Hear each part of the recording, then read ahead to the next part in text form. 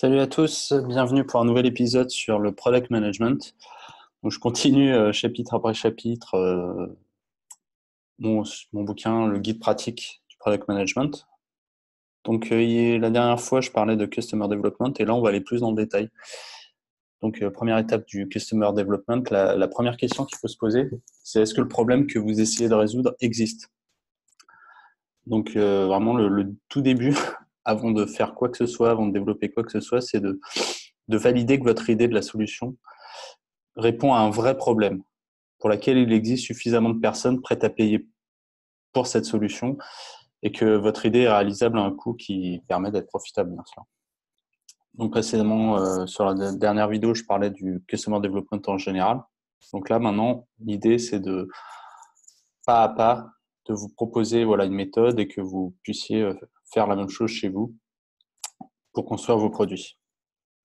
Donc, tout début, est-ce que le problème que vous tentez de résoudre existe? Donc, première étape, ça va être de lister les problèmes que vous pensez importants à résoudre et sur lesquels votre solution, l'idée que vous avez, votre solution va adresser ce problème. Et donc ça, ça s'applique bien quand on est entrepreneur et qu'on a créé sa startup, mais ça peut aussi s'appliquer, si vous êtes product manager, product owner, dans un projet et qu'on vous confie une mission, pour bien clarifier le périmètre qu'on vous confie. Par exemple, vous devez développer une application pour faire des appels vidéo, par exemple. C'est ce que je fais en ce moment. La question que vous devez tout d'abord vous poser, c'est est-ce qu'il y a un vrai problème aujourd'hui sur le fait de faire des appels vidéo? Et ensuite, le deuxième temps, ça sera si ce problème existe, qui rencontre ce problème? Aujourd'hui, on se concentre sur est-ce que le problème existe. Donc, par exemple, je peux vous proposer l'exemple de Airbnb. Si on devait être à la place de Airbnb à l'époque où ils ont lancé le service, leur premier service, on pourrait imaginer leurs problèmes à l'époque. Donc à l'époque, c'était quoi les problèmes d'Airbnb? On peut se dire, un des problèmes importants, c'était que certains propriétaires avaient des logements vides et qui voudraient les louer temporairement pour rentabiliser leurs biens, mais qui ne voulaient pas forcément faire de location longue durée. Ils ne voulaient pas forcément louer à l'année leur maison, pardon. Et par contre, faire des locations temporaires, par exemple, quand eux partent en vacances, pouvoir louer leur appartement, leur maison pendant 2 semaines l'été, pour rentabiliser un peu leur bien. Un second problème qu'on pourrait imaginer, c'est que certains touristes souhaitent louer des logements comme à la maison, pour faire la cuisine ou d'autres choses qu'une chambre d'hôtel ne permet pas.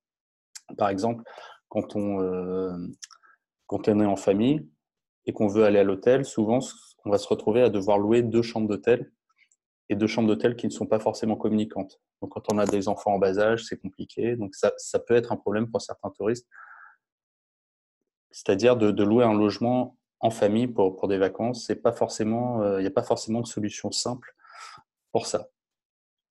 Un autre problème, c'est que quand on est dans des grandes agglomérations, les logements, l'hôtel va être souvent assez cher.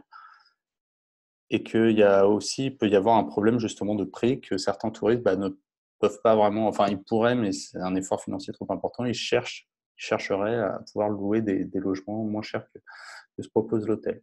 Alors après, il y a peut-être d'autres problèmes que Airbnb a voulu adresser, mais c'est une idée, c'est une suggestion de type de problème que Airbnb a tenté de résoudre.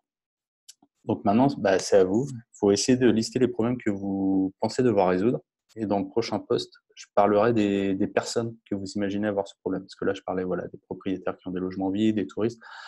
L'idée, dans la prochaine vidéo, le prochain post, ça sera de vraiment essayer d'identifier ces personnes. Qui sont exactement ces personnes qui ont ces problèmes, s'ils existent. Et voilà. Et on continuera ainsi de suite dans ce process de Customer Development. Je vous accompagnerai dans tout ce process et l'idée, c'est de vous aider à construire un super produit. Voilà. Merci beaucoup. À bientôt.